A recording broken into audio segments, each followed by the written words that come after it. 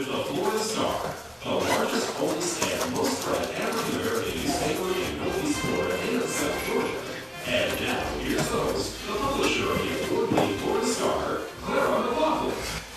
And hello, this is Opio. I am sitting in for Claire McLaughlin. We have the cameras rolling because of 18.2, channel 18.2 is Star TV, Star Media, in cooperation with EWC and AMG Satellite.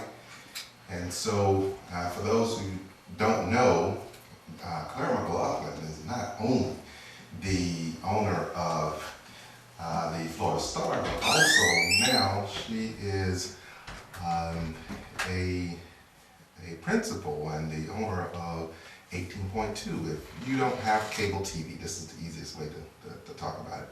If you don't have cable TV, and you know how you used to hook the antennas into the television, well, the same port that you hook your cable into, you buy one of those antennas for 10, 40, 50. It's best to buy the nice high power antennas because it's a low power TV station. But it's one of the 30 digital channels that you receive in Jacksonville. There are a lot of people who don't have cable. And so they go to Walmart, one of these, Best Buy, one of these stores, they buy one of these antennas, they put it on their television, and they're able to get about 30 channels. And that includes some of the regular channels that you always used to growing up, and some of the newer channels, and we are one of those newer channels, 18.2. We are right after Bounce TV on the dial. Of course, there's also Univision that's very new, as new as us. They're next to us as well. So tune in, check everything out. You will be seeing this program right here. When we do Impact, we want to be able to get those hundreds of thousands of viewers and for them to be able to see what we are talking about here on WCGL. All right, and I got a great show lined up. Like I said, we got the cameras rolling, so we're able to see, you're able to see who I have here, but to the people in radio land, as they said when I was growing up, we have none other than the person that everybody's talking about right now in Jacksonville, particularly on the issue, a couple issues, some of the issues that are controversial, some are very important to the electorate, some are really important as the way it relates to criminal justice. Well, we have none other than Pastor Gundy. How you doing, Pastor? Good evening, Brother Opio, and well, thank you for allowing me to come and meet with you tonight. Certainly appreciate this opportunity to share. I was happy when you told me you was able to do it because I know how busy you are, and I know with some of the things that you're doing, it just pulls you in so many different directions, and then you pastor a church. Yeah, absolutely. Only by the power of God I'm able to do what I do. Without Him, none of this would be possible. So I thank Him for the strength to do it, and a wife who allows me to do it. How long have you been knowing your wife? We've been married 33 years. 33. When did you first meet her? I met Marlette when I was in third grade. Third grade. Oh my So goodness. she's been in my heart ever since. Okay, so when was it that you say, man, this is the woman? So it started out as friends, you're young and friends.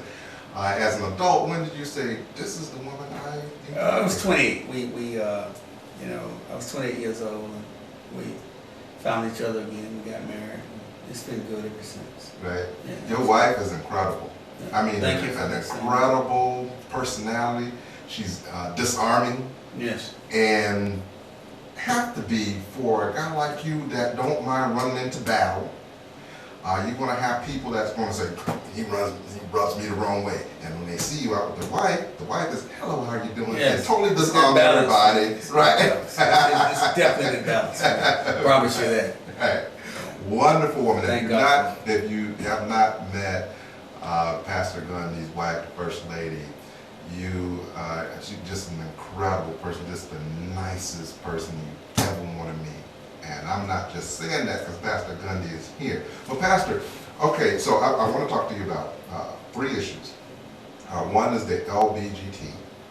The other is police brutality. and another one is the state's attorney's race. Okay. How do you want to start off? Any which way you want to do it. Well, I think right now all of them are pressing issues, so why don't we begin with the LBGT issue? I happened to talk to former president of the National COC, Dr. C.T. Vivian. Dr. C.T. Vivian in conference with him and sharing with me, he was saying, Pastor Gundy, you're absolutely doing the right thing as it relates to the LBGT. That was encouraging. But in addition to that, the real battle, the real struggle with this issue in Jacksonville, the LBGT community, reminds me of a fact that Dr. Shuttleworth walked out of my house and said to me once that Pastor Gundy, Jackson was the last Birmingham of the South. If you can help break that mold and help do those things to turn things around, you help turn this country around. And we must have equality for everybody. Right. And the struggle that I'm having right now in Jacksonville is not with the government. The struggle that I'm having right now is the clergy, whether it be the evangelical right, conservative right, or whether it be the evangelical black clergy. They have to understand that they're promoting poverty and they're promoting discrimination, and they're not even aware of it. There's a strange dichotomy between you saying that I'm a Christian on one hand, and then on the other hand, you are saying that you don't want people to have their civil rights. Even though there's a little difference in the struggle for civil rights, but civil rights is civil rights no matter who you get it from. So that becomes a strange dichotomy for me. I was as part of that, so I see the problem in Jacksonville is not a government problem, it's a church problem. Because whatever the clergy supports, whatever the clergy push for, it will change the dynamics of a community. I heard someone talking about a referendum or something like that in reference to the LBGT community. Well, if you're going to have a referendum for the LBGT community, why haven't we been talking about a referendum to stop police brutality and put cameras on police officers? If we're going to have a referendum, I find it strange that we haven't had a referendum for a citizen review board in this community. So we pick and choose our battles based on what we believe in. I have a hard time believing that the church doesn't understand that we have problems across the community, and so if we're going to vote on one issue, we should vote on all. I don't think it's necessary to vote. I think the mayor should be the leader of the city, and the city council should be the leader of the city, and they should pass a human rights ordinance that's going to be inclusive of everybody, that's going to be diversified for everybody, and then we continue to move on to our next issue. So I'm hoping that by speaking up and speaking out against this issue, that they'll recognize that it's time for Jacksonville to step up to the next level in this community. But what about those pastors who are going to say, well, you know, we don't mind, and I think a lot of people might be here at this point, we don't mind people or gay people getting certain types of rights. There's just some things that I'm just not going to believe and support as a God-fearing, strong Christian person. Because the Bible is real clear that this is an abomination. People don't even want to say that anymore. How do you deal with those people? Well, here is what's, in the past it was popular Christian practice to bar blacks, for instance, from going into mainline churches. Let's just say that. And then ironically, I give you a metaphor here. Bull Connors back in Birmingham, because I told you about Birmingham, he had a very interesting name. His name was Theophilus. And then that was a biblical name. And then Christianity is brand who we are. We're red letter Christians. And for the Christian to say that they carry this name and not practice the moral imperative of love, it is a form of hypocrisy. So if you're going to stand in the pulpit and you're going to preach love and love thy neighbor, we're not asking anyone to change their biblical beliefs. I tend to believe that once the bill is produced and introduced, I'm not the one to introduce that bill, but I think that there's protection in the bill for the church, and they need to wait and see what that is. I think there's protection there for the nonprofits and other organizations as well. So they need to do that. So stand on the word of God. I do not believe in same-sex marriage. I do not believe in homosexuality, but I also don't believe in adultery. I don't believe in fornication. I don't believe in killing. The sin is just sin. So now you're going to classify one sin above another. And if they try and use the word abomination, they need to go study the Hebrew context of that and really understand what that means. So I think for the community has to lie on the imperative, the principles and the precepts of the word love. I do not believe Jesus would discriminate against anybody. He certainly discriminated against the Samaritans on the road. He certainly did. So we cannot get around the word that says, it is my prayer, Father, that they all become one as you and I are one. And the word all is inclusive of everybody. And the other problem that people are wrestling with and don't understand that many people are born this way. Some people choose to do some things as it relates to LGBT, but some are born that way. I mean, some people are born, we're on a radio audience, let's be honest, that some people are born with two sex organs. And then what do? You don't serve them, you don't pray for them, you don't bless them, you don't try and minister to them. And so if I fail to try and minister to everybody, that's the problem that the young people are having with the church today. That's the problem with other people in the community, young adults having with the church today. They won't come to the church because they see the church saying one thing and then they see the church doing another. Well, but then at the same time, there are going to be people say, well, you just said you don't believe in gay marriage and you don't believe in, that whole thing. Now, the people on the other side who believe that you've just come over to their side, they're like, wait a minute, you don't believe in what we actually believe in. And so then you get into it with them on that issue. No, it's not a struggle with them. From the very beginning, as I've always worked related with the LGBT community, that was always my stance. It didn't change. But I saw that there was a moral imperative to love people in discrimination of any kind. And I can't be the person that I am, a man of God. I can't be a person of civil rights and not see that rights for all humans. And what Jacksonville has to understand, this is very important because Jacksonville is now on the International Watch Committee for Human Rights. Jacksonville has been identified by the International Human Rights Watch Organization as a community which discriminates against people because of racial bias in the judicial system. I didn't say this. This is written on page 1 of a 149-page document of much research that says this direct filing is discriminatory, and because there's no set way, every state attorney can do any and everything they want to do as far as that's concerned. So if you have discrimination in the judicial system, you have discrimination in society, you're discriminating against the LGBT, so where does it stop? So there comes a point in time in your life where you have to say, enough of this is enough. If we're going to live the moral imperative and love one another, love your neighbor, and treat people as you want to be treated, I want to minister to everybody. What happened to most churches been like that? Gays have always been in the church. Always.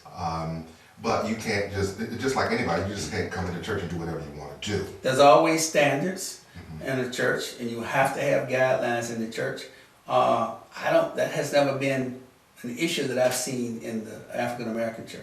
Now well, recently you get some gays will stand up and walk out when you get on that topic, which some view as disrespectful because, yeah, they're going to hit you with some abomination talk, but they're going to also hit the people that are doing all these various other sins. And if we had everybody walking out when they felt condemned, then we'd have nobody in the church, or it'll be kind of a seesaw in every church. At every church service, because every church service you're going to talk about some of the wrongs that we do. Well, the text says, if your conscience won't condemn you, neither shall I. But you can't preach the gospel and be true to the gospel and don't preach the entire gospel. Right. But I've heard people that stand in the pulpit and they bash people in the LGBT community.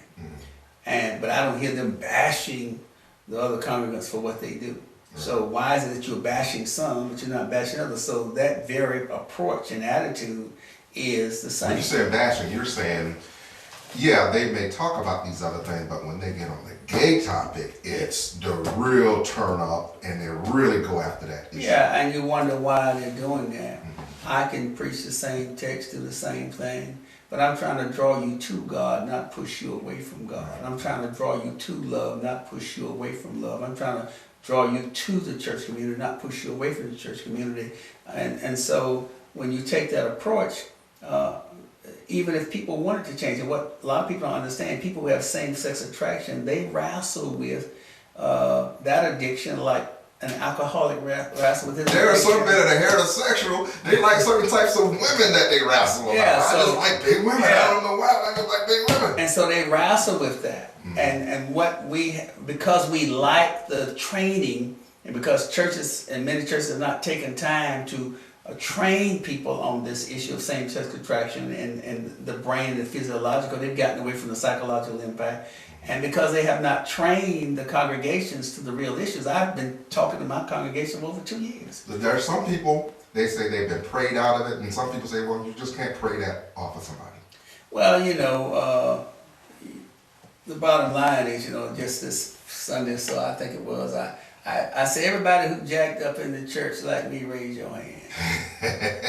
Everybody in my church raised their hand.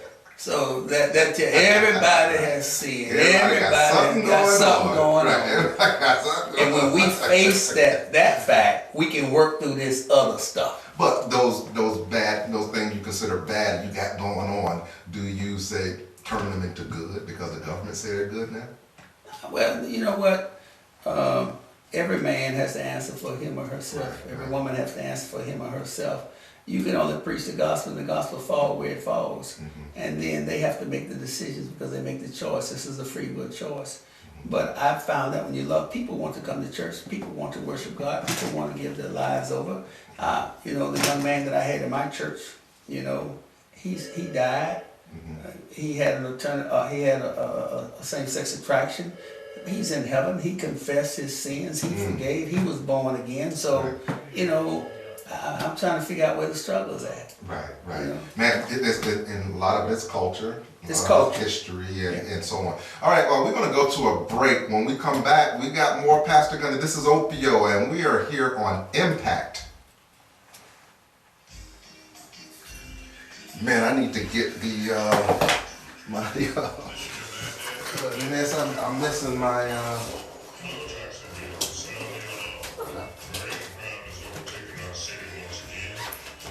oh no, I think I took it out of my bag. Got my digital recorder.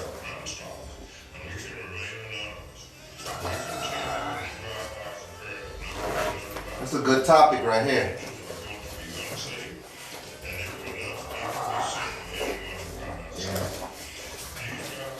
All right, well, I think we're just going to keep going off of the camera. Cut it up.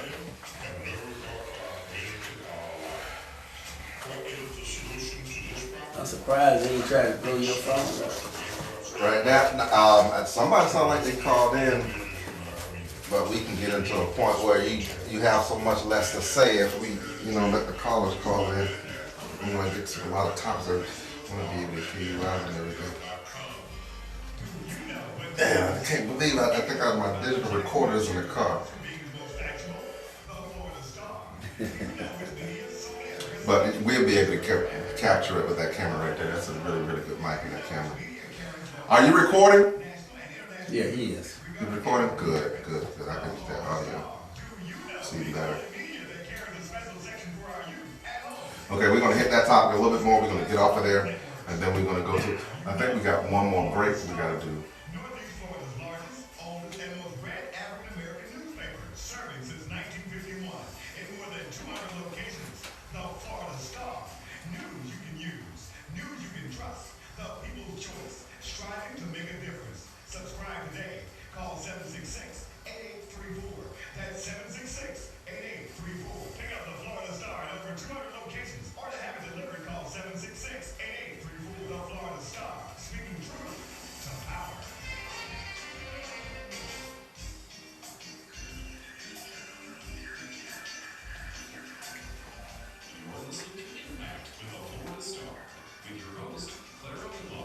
This is Opio, and I am sitting in for Ms. Clara McLaughlin, the owner and editor of the Florida Star newspaper, and this is our radio program, Impact. Also, make sure you tune into 18.2 on your television dial. We are actually filming right now. And we have in the studio Pastor Gundy, and we're talking about some great issues right now. We're just dealing with the issue of condemnation, LBGT. Are we now going to see, because I know today we had a group of pastors in Jacksonville, black pastors, finally come out in a group and now are supporting your position and talking about supporting HRO. I just saw that in the media an hour before we got here today. Is there something now that in the conventions all around the country that black pastors in the black church and every other church are going to begin educating each other on how to deal with this issue, how to be able to show love when they're dealing with this issue without compromising who they are as a church?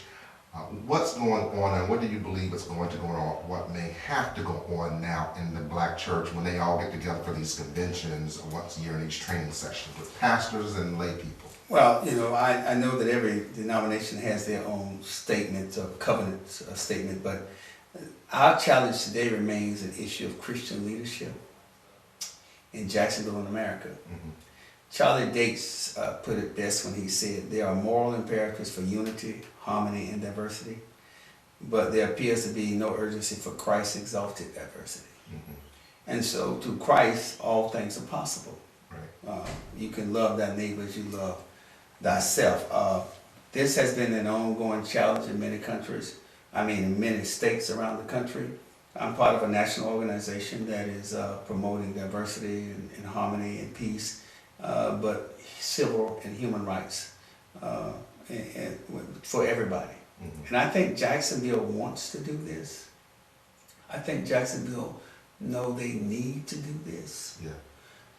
The question is whether Jacksonville is big enough to do this. Mm-hmm. You know, whether it be the business community know what needs to happen. Jacksonville is subject to lose a lot of businesses in this city. Well, I think that's what kind of got Mulaney, what's his name, a former mayor, Delaney. I think that's what got him kind of jumping up and down and talking to different people in power.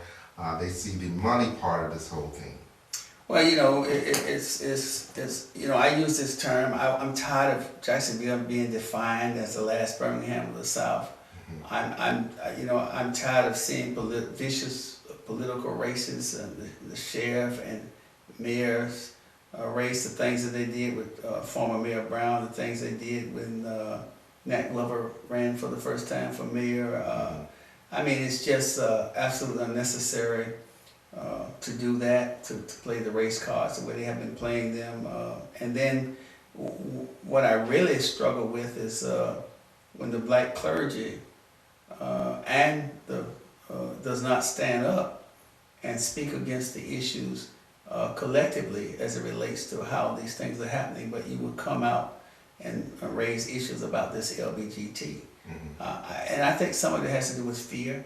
Some of it has to do with age. Some of it has to do with culture and the way people were raised. Mm-hmm. But times have changed. We don't have to change the gospel, but we have to minister to everybody.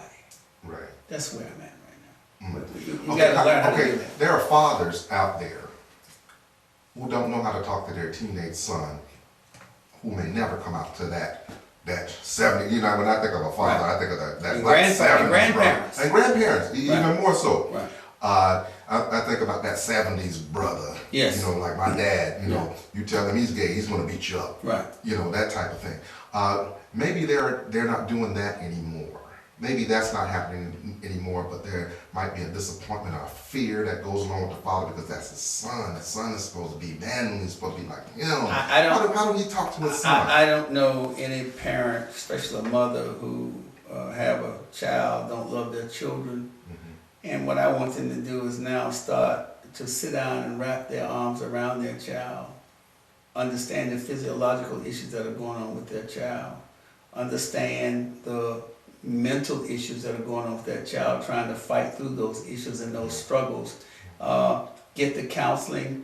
And the first place that they really should get the counseling, they should be able to go to the church. But the problem that you have many clergy who are not trained and don't know how to counsel They don't this issue. possess the dialogue to be able to deal Right. with that, right? And so I have taken over the last 2 years, I even went to a class at First Baptist Church in Jacksonville at the pastor's class. What? And I specifically went to the same-sex attraction class. I got the book and read the book because I wanted to understand what this struggle was. How do I talk to people? How do I talk to them? You know, I've had, I've ran across some things in my lifetime, and even recently, as it relates to this issue, that was a very touchy situation. And I got to admit, when it first came to me, I didn't know how to handle it. I said, if you're going to pastor people, you need to get smart. You know, now, and so there are ways to counsel people and ways to help them with the struggle. Some will change, some never will. Right. But some womanizers will change, Mm-hmm. some never will. Right. Some adulterers will change, some never will. Some fornicators will change, some never will. Some drinkers will change, some never Marriage will. sometimes will change you, but then marriage sometimes doesn't change. Doesn't change. In that, right? And so, And it creates a problem within the marriage. So I don't want to create a spirit of divisiveness with pastors. Mm-hmm. I want to wrap my arms around them. Let's sit down, darling, and let's help train you how to minister to people. Because you can't point your finger at people anymore and say, this is wrong, you're going to die, and you're going to go. Because it's the law of the land now. Well, you can And paint. you live in the land. What I mean by that, when I'm pointing a finger to that and saying to that, they won't accept that. You're pushing me away. You're not trying to understand what I'm really going through, what my struggles really are. And therefore, if you can sit down and talk to someone and understand their struggles, you can help them get through their issues that they're dealing with in this country. I mean, in their lives. Pastor, we didn't talk about all this other stuff I wanted to talk about. Police brutality, real quick, give me something. Yeah, I would tell you that police brutality, we really need cameras on police officers. I would hope that they would talk about a referendum and vote that in this community, because we have the same issues in Jacksonville that they have in Chicago, same issues that they have in Minnesota, other parts of the country as it relates to shooting, and police officers writing reports and then they don't add up. So Right, we need right. to have this question. And where there's smoke, there's fire. Where there's a lot of lies, there's some problems, and we know that there's problems in that area. Okay, and what about the issue of the guy that's running against Angela Corey? And a lot of people say Angela Corey gotta go. Yeah, I mean, I think the moderate Republicans are getting the message. I think that we need to, everybody knows she has now been identified as the worst in the world as it relates to incarcerating kids. I mean, I got the report. It's branded. I sent it to every city George council Zimmerman last is Friday. walking around right now because of her. George Zimmerman. So I sent the report to every city councilman this past Friday called Branded for Life. And unfortunately, of all the letters that they pulled Mrs. Corey's letter and put it in the report Wow. as to how she go about. And there's no rhyme or rhyme as to how or why they direct foul kids. There's no system. They get mad at you. They do you different ways. Judges in the Jacksonville, they're in there. Judge Davis is in there. They quoted him. He said there's no pattern with this thing, and that office is out of control. All right, we'll have that last word. We're going to get out of here. That was Pastor Gunny. This is OPO. We're sitting in for Clara McLaughlin. Pick up the copy of the Florida Star and make sure you tune into 18.2 television. Thank you, and we will see you next time. Peace and love to you. All right. Thank you, sir. Yeah, man. Man, the time went by like that. Yeah. 30 minutes. Doesn't take long.